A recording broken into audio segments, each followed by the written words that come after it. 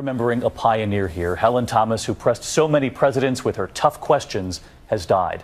She started covering the JFK administration and continued right through President Obama, sharing a birthday with him, in fact. Tonight, a look back. Helen Thomas covered 10 presidents, as far back as JFK, right there in the Oval Office with Lyndon Johnson, standing out in a sea of men covering the White House. As a White House reporter, she traveled with Nixon on an historic trip to China.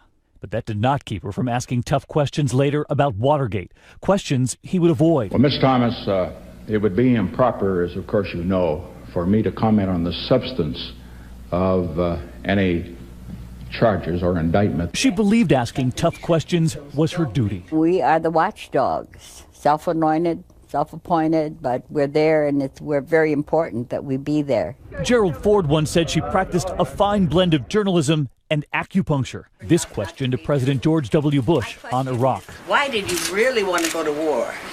From the moment you stepped into the White House, what was your real reason? I think your premise, and all due respect to your question and to you as a lifelong journalist, is that, I didn't want war.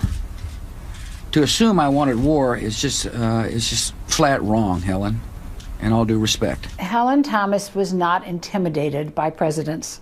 She would ask a question and ask it over again if she didn't get an answer, and she felt there was no such thing as a rude question. Helen Thomas was born on August 4th, 1920, Winchester, Kentucky. One of 9 children, the family would move to Detroit. She earned her English degree in 1942 and headed to Washington, earning $24 a week to write radio copy. Her first assignment at the White House? To cover the stylish First Lady Jackie Kennedy. But she soon made it clear she wasn't there to cover fashion. At the end of her career, a comment about Israel that got her into hot water. Tell them to get the hell out of Palestine. Because of that, she lost her job as a columnist. But Thomas had said of her long career, she loved being in the White House and having an orchestra seat on history.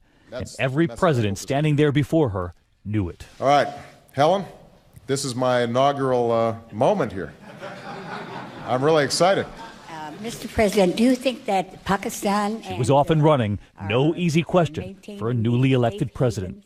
Launching right into a question on Pakistan, Helen Thomas will be buried in Detroit. Her family says a memorial service will be held in Washington come October.